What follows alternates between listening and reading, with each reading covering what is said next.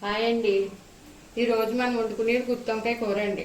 దానికి కావాల్సినవి వంకాయలు, మసాలా, ఉల్లిపాయ ముద్ద, మసాలా. ఇలా వంకాయలు 4 ముక్కలుగా కోసుకుని నీట్గా వేసుకోవాలండి. తర్వాత బాండి పెట్టి నూనె పోసుకోవాలి. నూనె వేటెక్కాక ఈ వంకాయల్ని అందులో పోసి వేపాలి. గోల్డెన్ కలర్ వచ్చే వరకు వేసుకోవాలన్నమాట. వేపుకుని వంకాయ తీసుకున్న కన్నా మసాలా వేసుకోవాలి. వేసిన తర్వాత 2 నిమిషాలు వేగనిచ్చని మసాలా వేసేయాలి. వేసి బాగా మళ్ళీ వేగే వరకు వేపుకోవాలి. ఒకసారి ఉల్లిపాయ వేగిపోయిందమ్మా, తగినంత ఉప్పు, తగినంత కారం వేసుకుని వేపుకోవాలి. ఇప్పుడు ఉప్పు కారం కూడా వేగిపోయిందమ్మా, తగినంత నీళ్ళు పోసుకోండి. కొంచెం నీళ్ళు పోసుకోండి.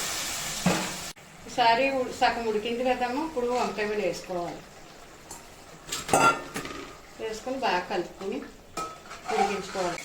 ఇంకా గుత్తి వంకాయ కూర అయిపోయిందమ్మా, దించేసుకోవడమే.